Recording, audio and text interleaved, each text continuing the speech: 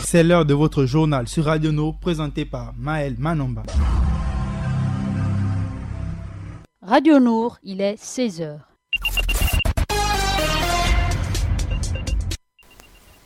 Assalamu alaikum auditeurs de Radio Nour, merci de nous suivre sur la 95 FM. Si vous êtes dans l'estuaire du Gabon, vous nous recevez sur la 102 à Port-Gentil et merci de faire des likes sur nos chaînes YouTube et Facebook où vous êtes chaque jour nombreux. L'actualité au Gabon, c'est le Covid-19 comme dans toute la planète, mais dans ce pays d'Afrique centrale, le taux de reproduction du virus reste élevé. L'ambassade du Gabon en France a annoncé dans un communiqué diffusé mardi dernier qu'elle va rapatrier ses ressortissants bloqués en France en raison de la fermeture des frontières. 35, c'est le chiffre de notre rédaction. Ensuite, Adiza Adamou de Njolé nous ouvrira la page musulmane. La mise en onde est assurée par Paturel Minsa. Radio Nour, il est 16h.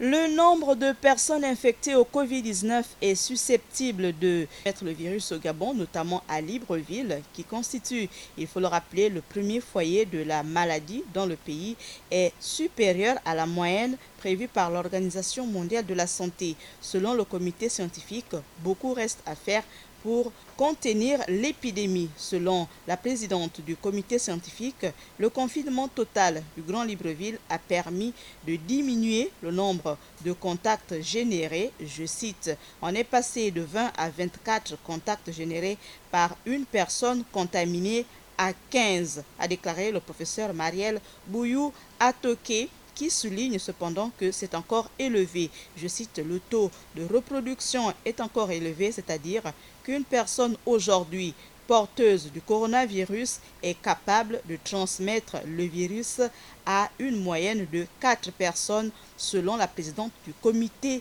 scientifique.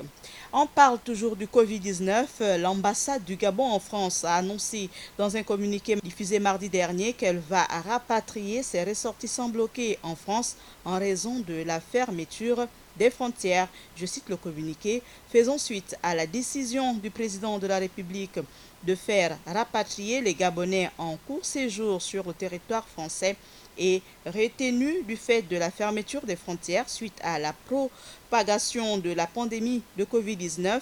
Le communiqué ajoute que l'ambassade du Gabon en France invite les personnes concernées déjà enregistrées sur la liste établie initialement pour la demande d'un appui financier à bien vouloir communiquer au plus tard ce mercredi 29 avril à 17h00 leur adresse en vue d'organiser les modalités pratiques de l'opération de rapatriement par vol spécial Air France à une date qui leur sera ultérieurement communiquée, indique le communiqué de l'ambassade du Gabon en France. Et pour les personnes devant regagner Paris par train, grande ligne, la veille du départ sur Libreville, il est prévu une prise en charge de leur billet de train, la nuit d'hôtel à Paris et l'acheminement en bus à l'aéroport.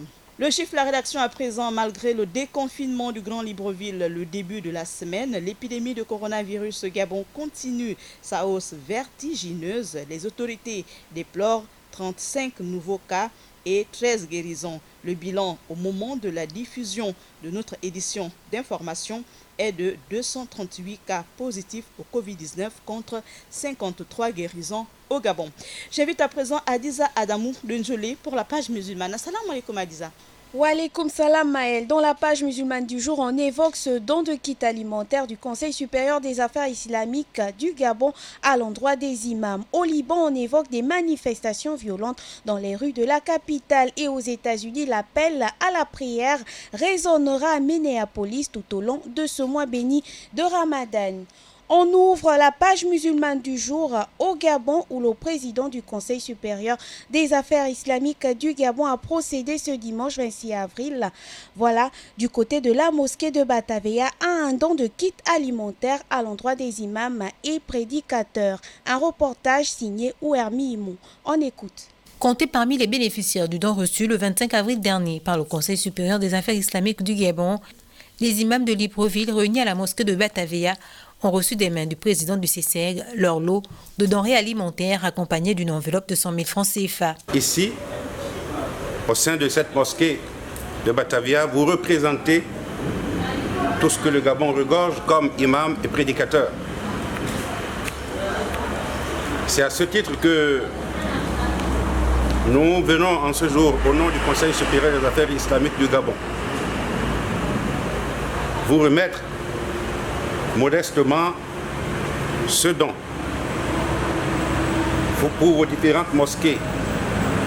Le don venant d'un frère de la communauté, à l'image de ce qu'ont fait nos grands hommes d'État, de ce qu'ont fait les fils et filles philanthropes de cette nation et de ce que beaucoup d'autres aussi ont fait discrètement sans que ceci ne soit médiatisé. C'est l'occasion pour nous tout d'abord d'implorer la grâce de Dieu, sa compassion vis-à-vis de tous ces donateurs, du plus haut niveau de l'État jusqu'au dernier qui partagera certainement en ce mois de grâce une portion de date. Donc nous venons vous remettre le don de ce frère de la communauté, un don de vivres alimentaires suivi d'un don de 10 millions de francs CFA. Ce geste d'une importance élevée a gagné la satisfaction des bénéficiaires qui n'ont pas manqué de remercier leur bienfaiteur en invoquant Allah de lui accorder davantage de bénédictions. Au nom des bénéficiaires, nous tenons à dire un grand merci au président du Conseil supérieur des affaires islamiques du Gabon et au donateur qui a bien voulu penser aux imams, aux prédicateurs. Qu'Allah Azza wa Jalla lui récompense de la plus belle manière. En ce mois béni de Ramadan, nous ne pouvons que louer ce geste. Puisse Allah encore le rétribuer de la plus belle manière. Ces kits alimentaires seront progressivement distribués aux familles par le canal des associations et autres regroupements au cours d'une opération de porte-à-porte.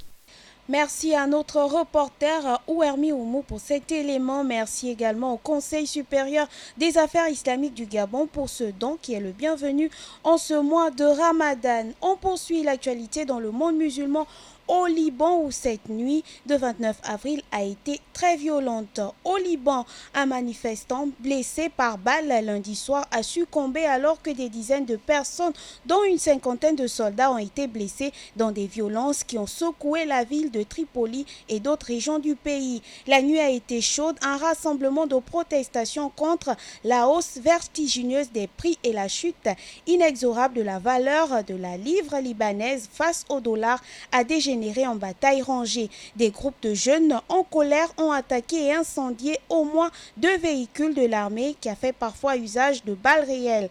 Des affrontements de moindre ampleur ont eu lieu dans d'autres régions du Liban. On ferme la page musulmane du jour aux États-Unis où l'appel à la prière Maël résonnera à Minneapolis tout au long du mois de Ramadan. Alors que l'ombre menaçante du Covid-19 plane sur le Minnesota, la voix du muezzin a résonné à Minneapolis, s'élevant pour la première fois et avec une intensité particulière dans un ciel dont elle a chassé certains nuages noirs. D'un continent à l'autre, le mois de Ramadan subit de plein fouet les grands bouleversements qu'entraîne le coronavirus dans son sillage funeste. À Minneapolis, l'une des plus grandes villes américaines, la célébration du mois béni est placée sous le double signe d'un appel à la prière historique et de la forte charge émotionnelle que ces modulations déclenchent chez les populations. Voilà Maël, l'actualité du jour dans le monde musulman. Nagode Adiza Damoudou Ndjolé pour toutes ces informations. Akiba à Minsa Paturel pour la mise en onde de votre édition d'information que vous pouvez réécouter à 20h, 23h et 8h, sans oublier sur nos chaînes en ligne YouTube et Facebook. Bon confinement à l'écoute de la radio Nour. Maël Manomba de Mouabi à la présentation. Assalamu alaikum. Radio Nour, il est 16h.